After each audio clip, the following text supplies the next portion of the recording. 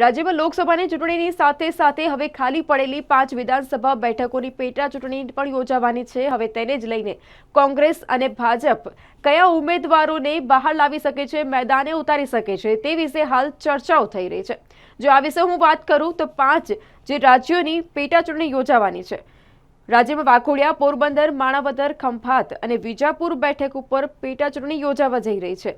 અને આ વિશે જો વાત કરું તો પોરબંદરમાં ભાજપ જે છે તે કોંગ્રેસ છોડીને આવેલા વરિષ્ઠ નેતા અર્જુન મોઢવાડિયાને ટિકિટ આપી શકે છે, તો કોંગ્રેસ સરપ્રાઇઝ નામ જાહેર કરી શકે છે। વિજાપુરની વાત કરું તો વિજાપુરમાં સીજે ચાવડાને ઉતારી શકે છે। કોંગ્રેસમાં હાલ વિજાપુરમાં પણ સરપ્રાઇઝ નામ જાહેર કરી શકે તેવું છે।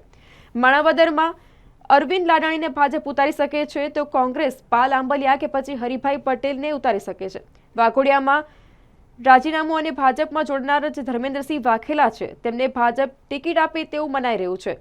તો કોંગ્રેસમાંથી કનુભાઈ ગોહિલ અને કિરણ રાઠોડના નામ પણ હાલ ચર્ચાઈ રહ્યા છે।